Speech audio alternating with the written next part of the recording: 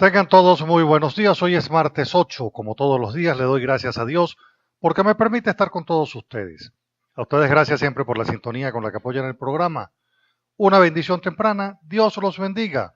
Y con la bendición comenzamos el programa el día de hoy. Pidiéndoles disculpas en principio porque ayer no pudimos hacer el programa. De verdad fue absolutamente imposible hacerlo. Lo importante es que hoy estamos aquí. Lo importante es el aquí y el ahora, que lo estamos haciendo hoy. Eso es lo importante. Bueno, tenemos que empezar por hacer el análisis del caso que sucedió el domingo en el Fuerte Paramacay. El Fuerte Paramacay es el donde se encuentra el arsenal más grande de la Fuerza Armada del país. Está ahí en Paramacay. Ayer el ministro Vladimir Padrino, junto con el alto mando militar y otros militares, todos en trajes de campaña, dieron una locución donde señala que los datos del Fuerte Paramacay para el ataque lo dio un oficial activo. Entonces, ayer tildaron esto de un ataque al fuerte, pero el domingo hablaron de ataque terrorista y después acusaron de rebelión, que era un acto de rebelión. De tal manera que tenemos tres conceptos: el del ataque al Fuerte Paramacay, el ataque terrorista y el de la rebelión. Bueno, ¿qué más dice Padrino López? Padrino dice que estos oficiales, esto es una banda que no actúa por ideales ni por principios nacionalistas. Dice que son pagados desde Miami por grupos de extrema derecha ligados a factores de la oposición venezolana, así como a gobiernos extranjeros que mantienen una actitud hostil injerencista contra el país, aseguró. Bueno, me voy a detener en esta declaración de Padrino, porque si no actúan por ideales, entonces no lo acuse de ser de extrema derecha, porque la extrema derecha es una ideología, igual como es la que él representa dentro del marxismo en el gobierno que se impone de modelo cubano en Venezuela. Es marxista, eso es un modelo marxista. Que no actúan por ideales ni principios nacionalistas. Bueno, la injerencia de los cubanos en Venezuela obedece precisamente a que en Venezuela se perdió el principio nacionalista, ¿verdad? Y se ha permitido la injerencia de los cubanos en Venezuela, que es exactamente de lo que Padrino acusa a estos militares que según él atacaron el Fuerte Paramacay. Pero estará tan ligado al tema de oposición que el propio ministro Padrino dice que ese grupo está ligado a factores de oposición venezolana y la oposición venezolana mantiene una posición política e ideológica contraria al comunismo que se impone en Venezuela. Entonces se le hace fácil, primero, tratar de quitarle los componentes de su ideología o de su nacionalismo, vincularlos a la oposición, frente al cual el ministro no presenta ningún tipo de prueba, pero dice que es de la oposición, y lo vincula a gobiernos extranjeros. Dice que son financiados por gobiernos extranjeros. El ministro aquí, por cierto, no habla de la cantidad de material militar que se sustrajeron del Fuerte Paramacay. Yo diría, si esta gente está pagada por gente de Miami, ¿no era mejor que entonces le compraran los fusiles en Miami o en Colombia a tener que ir a sustraerlos del Fuerte de Paramacay? A mí me parece que eso no tendría sentido. Vale decir, si le están pagando y es para actos terroristas, etcétera, entonces le pagaron para que asaltara el Fuerte Paramacay. No, yo creo que eso no tiene punto de comparación. Todo lo contrario, esto representa un discurso, ¿verdad?, de carácter político, un discurso que quiere encuadrar, tratar de quitar el peso real de las cosas que están sucediendo, y lo que sucede no es nada distinto a lo que pasa en la sociedad venezolana. Si la sociedad venezolana en un 80% rechaza la Asamblea Nacional Constituyente por ilegal, en la Fuerza Armada el 80% está en contra de esa Asamblea Nacional Constituyente, porque la Fuerza Armada Nacional no es nada distinto, no es nada distinto a la sociedad venezolana, nada distinta a la sociedad venezolana. Ahora bien, fíjese que los que hoy están gobernando tuvieron un impulso en la estrategia de infiltración de la Fuerza Armada, y por eso es que la Fuerza Armada está como está, por la partidización ideológica de la Fuerza Armada. En aquel tiempo, en el tiempo del Caracazo, que fue una acción civil para que los militares pudiesen tener entonces justificación de alzamiento, ya para aquel tiempo, en 1992, la Fuerza Armada estaba infiltrada por los grupos de Douglas Bravo y los comunistas. En aquel tiempo de 1992, ¿qué razones se argumentaron para el alzamiento militar? Un alzamiento militar que fue, por cierto, derrotado. Y aquí quiero señalar lo siguiente. Cuando un alzamiento militar se ejerce en contra de un gobierno legítimamente constituido, estamos hablando de un golpe de Estado. Cuando se presenta una rebelión, una huelga, una protesta civil, militar o cívico-militar en contra de una dictadura, es para la reposición de la democracia en el país. ¿Qué alimentó en 1992? ¿Cuáles fueron los argumentos que alimentaron ese intento de golpe de Estado? Uno, la gestión económica y política de Carlos Andrés Pérez. En aquel tiempo los militares decían que esa gestión económica era pésima.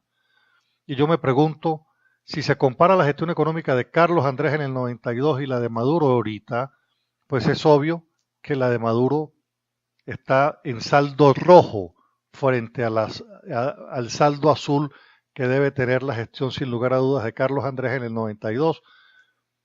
En aquel tiempo no se hacía cola para comer. En aquel tiempo existían medicamentos. En estos tiempos no hay ni medicamentos ni comida, y cola para todo. La segunda razón fue las políticas neoliberales implementadas en el país, que produjo un inmenso atraso en la población.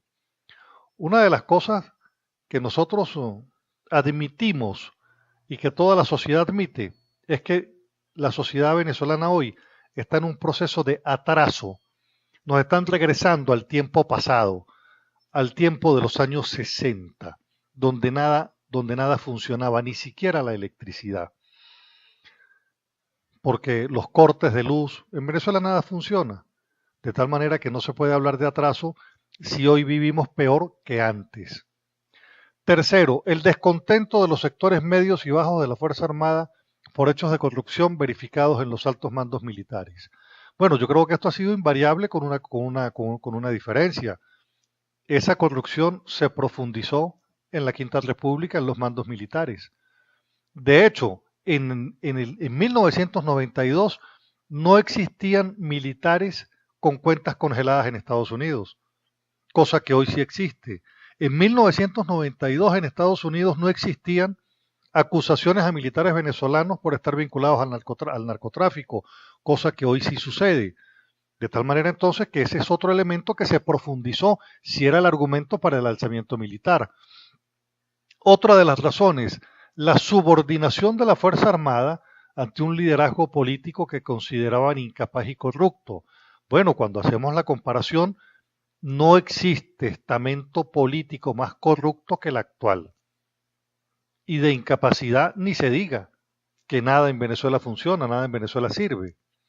Otro de los argumentos, la utilización de la Fuerza Armada, en particular el Ejército y la Guardia Nacional, en la represión del Caracazo.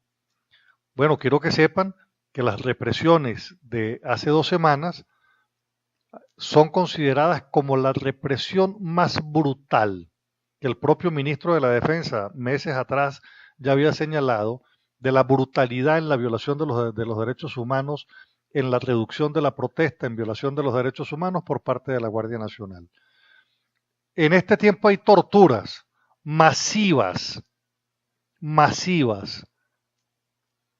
Por favor, vale decir, hoy la represión no tiene punto de comparación, porque hoy la represión lleva 110 asesinados disparándole a la cabeza. Vale decir, hay una operación militar ofensiva contra una población desarmada. Otro de los argumentos es el cuestionamiento a la posición sostenida por el presidente Pérez en las negociaciones relativas a la delimitación limítrofe con Colombia. Bueno, y yo quisiera recordar entonces también que Venezuela, frente al Esequibo, la zona de reclamación, la ha perdido con esta Fuerza Armada totalmente partidizada. Se les olvidó el tema. Se les olvidó el tema del control y la seguridad territorial.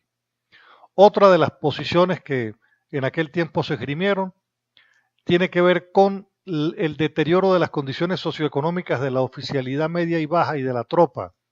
Yo me pregunto, con las fotos que uno ve de los operativos que van haciendo con la Fuerza Armada, que les van entregando paquetes de papel toalé, que les van entregando las cajas de clap cuando fueron a votar, si eso no es parte de esa fotografía de pobreza en la que tenemos nosotros a todos los venezolanos y por supuesto a la Fuerza Armada también.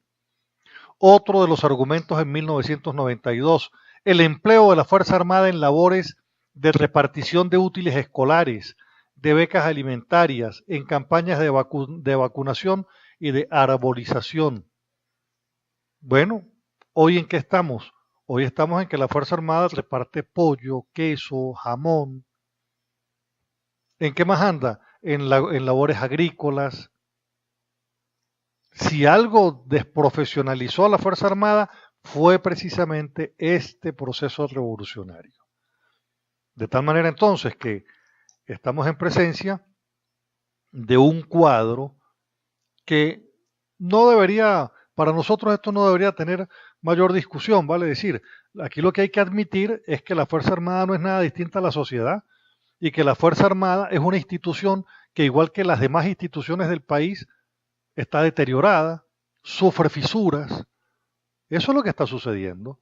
Que no lo quieran admitir es otra cosa, pero eso es lo que en la práctica está sucediendo. Esa cohesión militar de la que hablan, pues no es tal. No es tal la cohesión, porque esa gente que está adentro es igual que la que está afuera. Sufre, siente, padece esta pobreza tremenda en la que estamos nosotros inmersos. Lo cierto es que los partes que entrega la Fuerza Armada no habla, por cierto, de la velocidad de respuesta que pudo haber tenido, que al parecer fue también muy lenta. Bueno, ahí le dejo entonces el análisis comparativo de lo que pasó en 1992 y lo que sucede actualmente en Venezuela. Es importante que aclaremos también algunas cosas que tienen que ver con la Asamblea Nacional Constituyente, porque empezó la Asamblea Nacional Constituyente con las 540 y tantas personas que la integran, tomando decisiones, por cierto, por aplauso, no por votación, sino por aplauso. Esto habla, por cierto, del poco carácter legal que revisten estas actuaciones, porque en ningún reglamento existe se aprueba por aclamación, sino se aprueba por unanimidad, se aprueba por mayoría, se aprueba por tantos votos, se aprueba con el voto salvado de, pero por aplauso no existe. Pero los actos de los cuerpos colegiados, los actos de los poderes, son formales, son formales.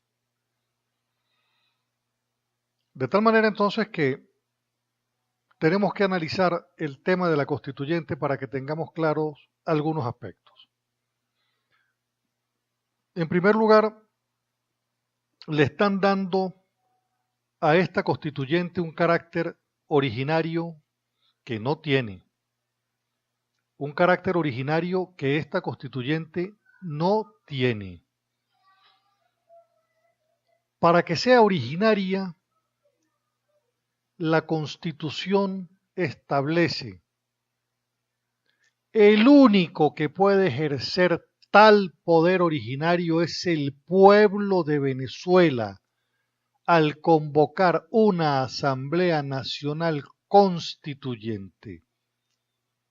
El pueblo de Venezuela al convocar una Asamblea Nacional Constituyente. Y aquí el pueblo no convocó ninguna constituyente. Aquí Maduro usurpó la voluntad popular para él convocar la constituyente. Y una segunda condición que requiere el poder originario es que sea el pueblo el que elija sus integrantes. Y nosotros estamos en presencia de un voto corporativo, de un voto territorial y sectorial prohibido por la Constitución, al punto que hemos alegado en más de una oportunidad, el registro electoral permanente no puede dividirse ni fraccionarse. El registro electoral permanente solamente indica dónde usted vota, si vota en Táriba, si vota en Barinas, si vota en Chacao, si vota en Ciudad Bolívar, pero no divide a los venezolanos. Este registro electoral en la votación sectorial primero se dividió en 9 sectores y después esos 9 sectores se subdividieron en 10 subsectores más. Entonces, es fraudulenta la constituyente, pero además la propia empresa encargada de contar los votos ha señalado que es fraudulenta porque hay más votos que participantes. Y por otro lado, está diciendo que hay más de 1 millón de votos adicionales. Y nosotros en otra oportunidad hemos explicado que lo que sucede ahora es que cada participante no es un voto, sino son 3, 4 y 5 votos. Entonces, esta constituyente no tiene carácter originario. ¿Por qué es importante determinar esto? Porque si tiene carácter originario, puede modificar toda la Constitución. Pero si no tiene carácter originario, esa constituyente tiene por límite la propia Constitución. Vale decir, esa constituyente no puede ir por encima de esa Constitución. Y menos puede empezar a ejercer actos donde elimina una funcionaria titular de un poder, nombra otro, que la ley le atribuye a la Asamblea Nacional su elección, más no al Poder Constituyente, ¿verdad? Y entonces también declara la emergencia en ese poder. Vale decir, está ejerciendo actos que no le están atribuidos al Poder Constituyente porque no es originario. No es originario. Y eso es importante que lo tengamos claro. Esto de que la constituyente puede durar 2 años, eso lo que busca es que se gobierne de facto por vía de esa Asamblea Nacional Constituyente. Que se gobierne de facto. Pero sustituyó a la Asamblea Nacional Constituyente la función de la Asamblea Nacional. Claro, nombró al defensor del pueblo como fiscal general de la República y nombra un defensor del pueblo, sustituyendo la función de la Asamblea Nacional. Entonces, está esta Asamblea Nacional Constituyente como órgano dictatorial generando una modificación estructural, legal y constitucional de lo que ya existe. Eso es lo que está sucediendo.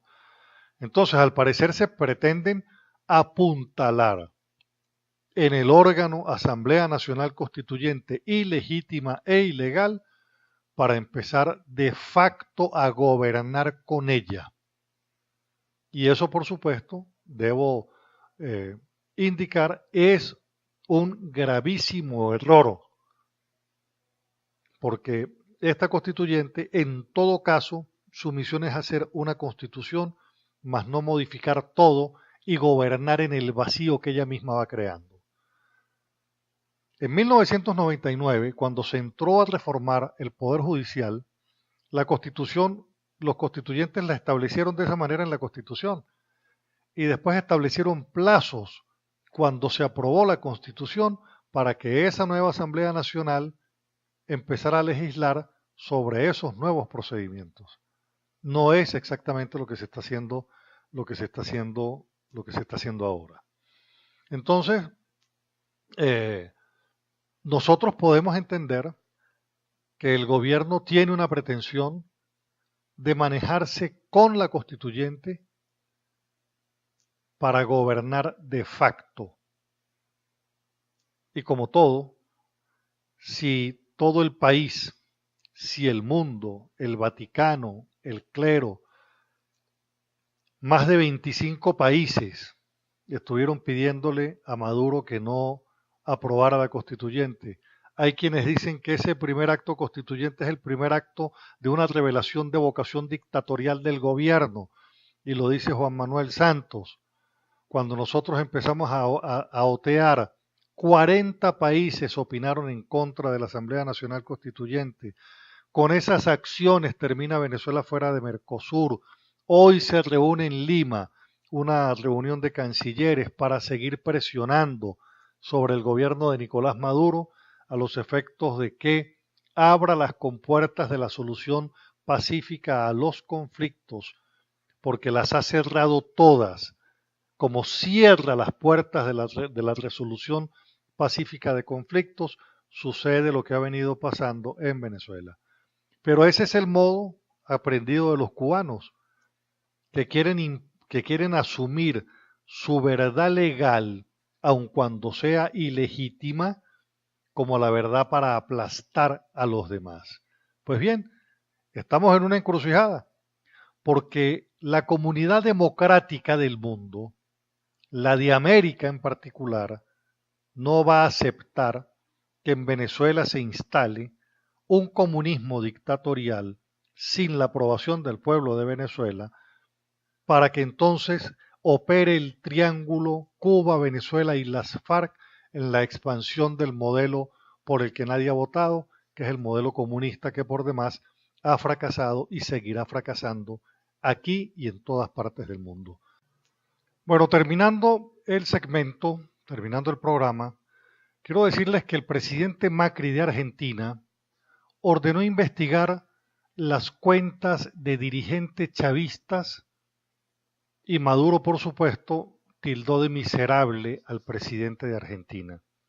Pero el que no la debe no la teme. Yo no sé por qué Maduro se pone con esa actitud.